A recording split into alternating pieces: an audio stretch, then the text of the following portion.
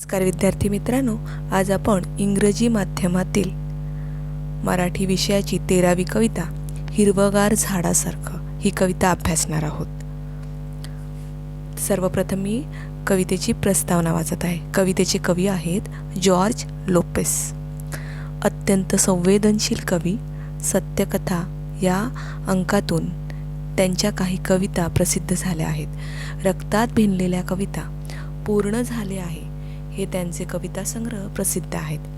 झाडांची सहनशीलता, दातृत्व, सहकार्याची वृत्ती, कठीण प्रसंगातही घट्ट पाय रोवून राहण्याची वृत्ती इत्यादींचे वर्णन प्रस्तुत कवितेत केलेले आहे. आनंदी जीवन जगण्यासाठी हे सर्व गुण आपल्या अंगी बाणवावेत. झाडासारखे हिरवेगार, ताजे, प्रफुल्लित राहावे असा संदेश प्रस्तुत कवितेत दिला आहे. सर्वप्रथम मी पूर्ण कविता तुम्हाला वाचून दाखवते. झाड बसते ध्यानस्थ ऋषीसारखं मौन व्रत धारण करून तपश्चर्या करत. पक्षी झाडांचे कोणीच नसतात, तरीही झाड त्यांचं असतं. मुळावर घाव घातला तरी झाड मुकाट सहन करते. झाडाच्या पानावरून वहीच्या पानावर अलगद उतरतात तवाचे टपोरे थेंब. झाडाकडे टक लावून पाहिलं तर शरीरभर विरघळतो हिरवा रंग. रक्त होते क्षणभर हिरवेगार. आयुष्य होते नुकत्याच खुडलेल्या फुलासारखं टवटवीत. झाडांचे बाहू सरसावलेले असतात मुसाफिरांना कवेत घेण्यासाठी. पानझडीनंतर झाड पुन्हा नवीन वस्त्र धारण करतं, नव्या नवरीसारखं. झाडाला पालवी फुटल्यावर फुटते शरीरभर पालवी अन झटकली जाते मरगळ. पक्ष्यांच्या मंजूळ नादात झाडांचंही जीवनाचं एक संथ गाणे दडलेले असते. हसावं कसं सळसळत्या पानासारखं, मुरावं कसं तर झाडासारखं घट्ट पाय रोवीत. जगावं कसं तर हिरवगार झाडासारखं. रोजचं चिंतन करावं कसं तर झाडासारखं. आपण नेहमी ही सवय अंगी बाणवली पाहिजे. जेव्हा आपण कविता अभ्यासतो तेव्हा आपण ती कविता पूर्ण वाचणं फार गरजेचं असतं. कारण की ज्यावेळी आपण ती कविता पूर्ण वाचतो तेव्हा त्यातील मतितार्थ हा आपल्या लक्षात येत असतो आणि आपसूक त्या कवितेचा अर्थ आपल्याला उलगडत जात असतो. बरोबर की नाही विद्यार्थी मित्रांनो? तर आपण पहिल्या कडव्याकडे वळूया. झाड बसते ध्यानस्थ ऋषीसारखं मौन व्रत तपश्चर्या करत. पक्षी झाडांचे कोणीच नसतात, तरीही झाड त्यांचं असतं. मुळावर आता बघा इथे काय आलेलं आहे की चित्रात तुम्हाला दिसत असेल की एक ऋषी एका विस्तीर्ण महाकायाच्या झाडाखाली तपश्चर्या करताना दिसत आहेत. तसं बघायला गेलं तर एका ऋषीप्रमाणेच आपल्याला झाड हे भासत असतं. बरोबर की नाही? आणि या कवितेत जीवन जगायचं कसं हे सांगताना कवीनं वृक्षाला एक वेगवेगळ्या उपमा दिल्यात. ऋषीतुल्य अशी एक उपमा दिली आहे. म्हणजे जणू काय ते ऋषीच आहेत. जसे ऋषी तपश्चर्या करतात तसं झाड एका जागी उभं राहून तपश्चर्या करताना जणू काही भासत असतं. बरोबर की नाही? अशीच एक कवी कल्पना इथं या कवितेत कवीने केलेली आहे. जीवन कसे जगावे हे सांगताना कवीने झाडाचे उदाहरण दिलेले आहे. एखादा ऋषी मुनी जसा मौन व्रत घेऊन ध्यानस्थपणे तपश्चर्या करीत असतात त्याचप्रमाणे झाडही अबोल होऊन ध्यानस्थ बसते. आता इथं ऋषीची तुलना किंवा उपमा कोणाला दिलेली आहे तर झाडाला दिलेली आहे. एक डोळे बंद करून 2 मिनटं झाडाचा विचार करा की तुमच्यासमोर एक विस्तीर्ण काय वडाचं झाड उभं आहे. पूर्ण हिरवगार असं हे झाड पूर्ण विस्तीर्ण आहे आणि त्याच्या पारंब्या ह्या जमिनीला येऊन टेकत आहेत. बघा किती छान वाटत असेल ना. एक विस्तीर्ण असं आपल्यासमोर झाड उभं आहे आणि ते एका ऋषीप्रमाणे भासत आहे, बरोबर की नाही. आता अशाच या झाडावरती कोण येत आहेत तर पक्षी येत आहेत. तर पक्षी झाडाचे कोणी नातलग आहेत का तर नाही, निश्चित नाही. तर नातलग नसतानाही काही कोणतंही म्हणजे परिचय नसतानाही झाड कोणालाही नाकारत नाही.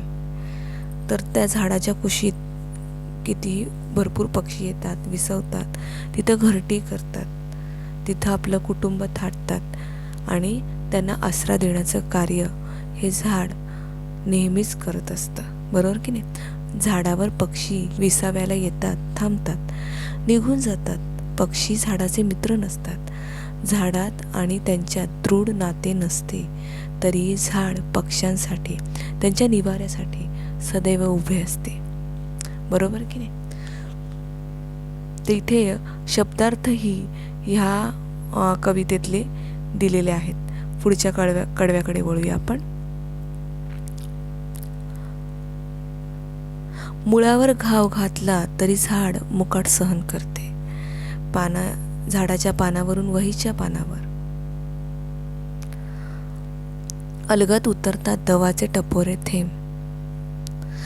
झाडाकडे टक लावून पाहिलं तर शरीरभर विरघळतो हिरवा रंग. रक्त होते क्षणभर हिरवेगार. बघा, आता पहिली ओळ जी आलेली आहे, आता मुळावर घाव घातला तरी झाड मुकाट सहन करते. म्हणजे आपण आपल्या स्वार्थासाठी झाडही तोडत असतो. लाकडं आपल्याला हवी असतात, मानवाला हवी असतात, पक्ष्यांना तर तिथेच घरटं करून राहायचं आहे म्हणून त्याचा उपयोग करतात. पक्षी प्राणी ते झाडं तोडतात का? नाही. त्यांना ती लाकडं हवी आहेत का? ते नाही. पण मानव हा स्वस्वार्थासाठी त्याची लाकडं तोडत असतो. झाड आपल्याला फळ, फूल, हवा, ऑक्सिजन, सावली सारं काही देत असतो, परंतु तरीही त्याच्या लाकडाच्या हव्यासापोटी आपण त्याच्यावर घाव घालतो. इतकं सारं देऊन सुद्धा झाड त्याच्यावर होणाऱ्या वेदना या मुकाटपणे सहन करतं. निमूटपणे त्या वेदना तो सहन करतो आणि तोडणाऱ्याला झाडे काहीच बोलत नाहीत. इतकी सहनशील ही झाडं असतात, बरोबर की नाही. आता एक कवी मनाची कल्पना इथं कवीने केलेली आहे की पहाटे पहाटे झाडाच्या पानावर असलेले दवाचे टपोरे थेंब वहीच्या पानावर अलगद उतरतात. बघा, जणू काय जी पानं आहेत झाडाची त्याच्यावरती टपोरे दवाचे थेंब साठलेले असतात आणि मग ते थेंब काय होत आहेत, अलगद ते खाली उतरत आहेत, जणू काय वहीच्या पानावरचे टपोरे थेंब. कवी पहाटे झाडावरचे दवाचे थेंब पाहतो आणि त्याला कविता सुचते. ती कविता कशी आहे बरं? झाडाकडे एकटक नजरेने पाहत राहिले की झाडाचा हिरवा रंग शरीरभर विरघळतो आणि क्षणभरात रक्त हिरवेगार होते. आता बघा, रक्त हे लाल असतं. आपण झाडाकडे पाहिलं, झाडाशी आपली खूप आपुलकी आहे, त्याच्यावर आपलं खूप प्रेम आहे म्हणून त्या हिरवागार रंगासारखं आपलं रक्त बनेल का? तर नाही. परंतु जणू काय कवीला इथे भासतंय का तो हिरवा गर्द रंग आपल्या शरीरभर विरघळतो आहे, आपल्या शरीरभर पसरतो आहे, बरोबर की नाही. म्हणजे हे काय आहे, एक कवी कल्पना आहे. कवी झाडाकडे टक लावून पाहतो तेव्हा त्याचे रक्त शांत होते, मनशांती मिळते. अशी ही झाडाची किमया आहे. आणि हे अगदी खरं आहे हा विद्यार्थी मित्रांनो, की जेव्हा आपण म्हणजे आपल्याला ब्लड प्रेशरचा त्रास आहे किंवा आपल्याला टेन्शन आहे कुठलं, किंवा आपण कुठल्या समस्येमध्ये अडकलेलो आहे, तर आपण अशा हिरवळीच्या ठिकाणी किंवा जिथे हिरवंगार नेचर आहे अशा ठिकाणी आपण जर गेलो तर आपसूक हे टेन्शन कमी होण्यास मदत मिळते. किंवा ज्याला ब्लड प्रेशर आहे तर अनवाणी जर आपण हिरव्यागार दुर्वांवर चाललो काही काळ तर आपलं रक्तदाब नॉर्मल होण्यासाठी आपल्याला मदत मिळते. म्हणजे नेचर बघा आपल्याला किती मदत करत असतो, हो की नाही. तर आपण हे समजून घेतलं पाहिजे. जेव्हा आपल्याला खूप त्रास आहे, समस्या आहे, टेन्शन आहे, तेव्हा आपण हिरवागार निसर्ग जेव्हा आपण निहाळतो तेव्हा आपसूक ते टेन्शन कमी होतं. खरं हेच सांगण्याची एक कवी कल्पना इथं कवीने केलेली आहे. आता पुढच्या कडव्याकडे वळूया.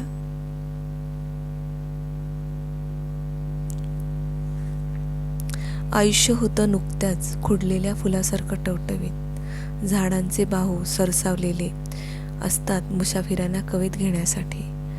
पानझडीनंतर झाड पुन्हा नवीन वस्त्र धारण करतं, नव्या नवरीसारखं.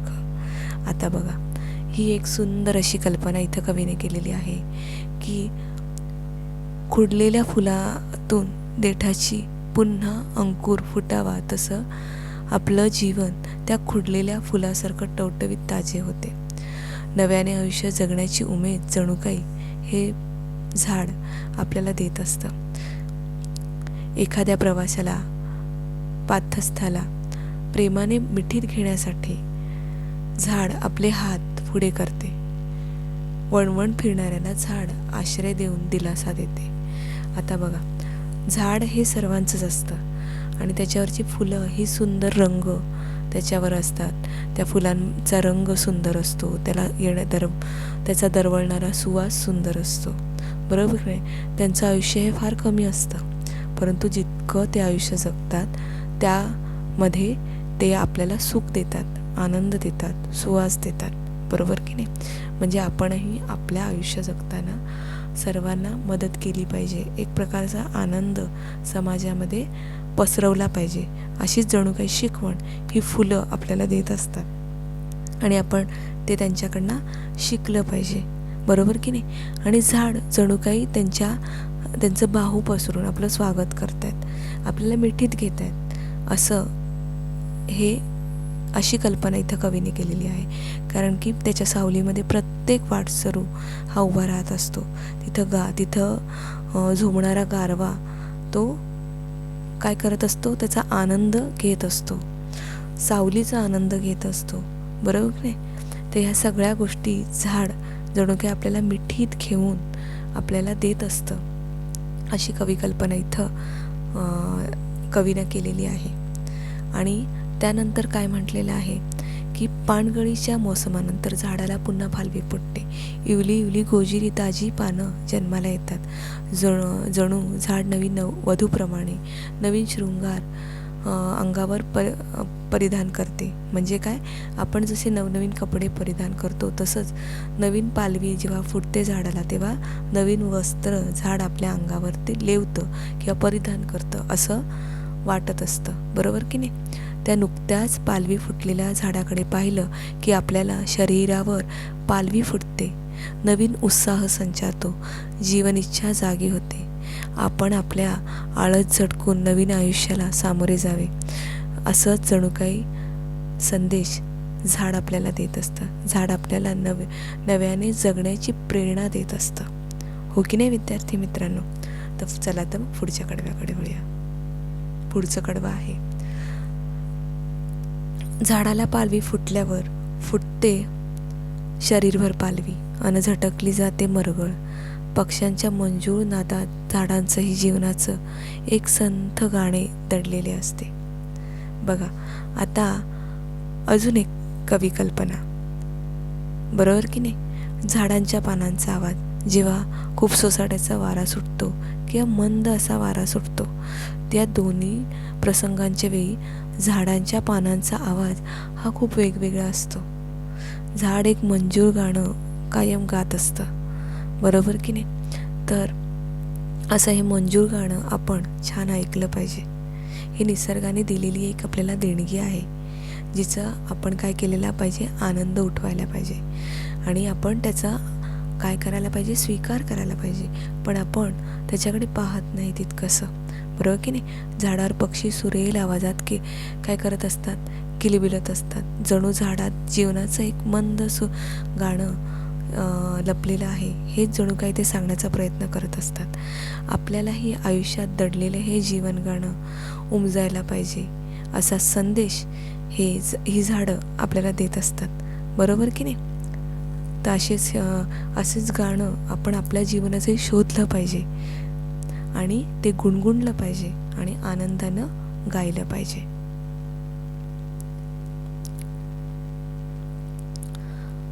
हसावं कसं सळसळत्या पानासारखं, मुळावं मुरावं कसं तर झाडासारखं घट्ट पाय रोवीत, जगावं कसं तर हिरवगार झाडासारखं, रोजच चिंतन करावं कसं तर झाडासारखं.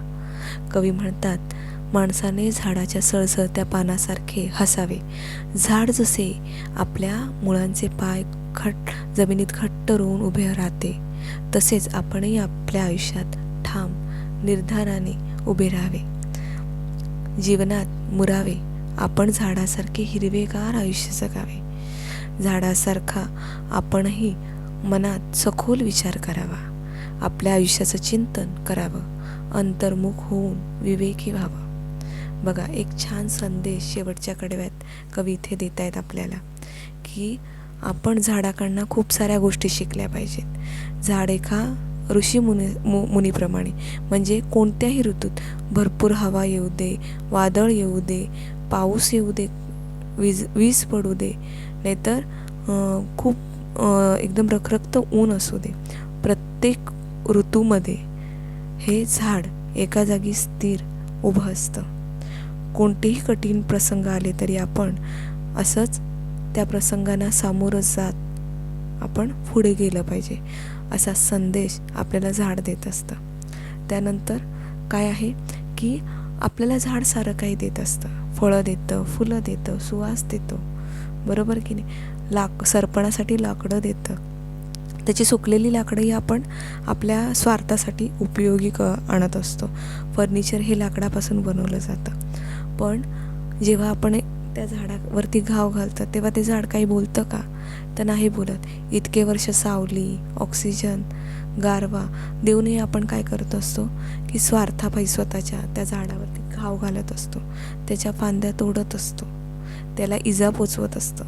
अशी आपण गोष्ट केल्यानंतरही ते आपल्या वेदना लपवत असतं, सहनशीलतेने ते सगळं सहन करत असतं आणि आपल्याला काहीही त्याबद्दल ते बोलत नाही, बोल सुनावत नाही, बरोबर की नाही.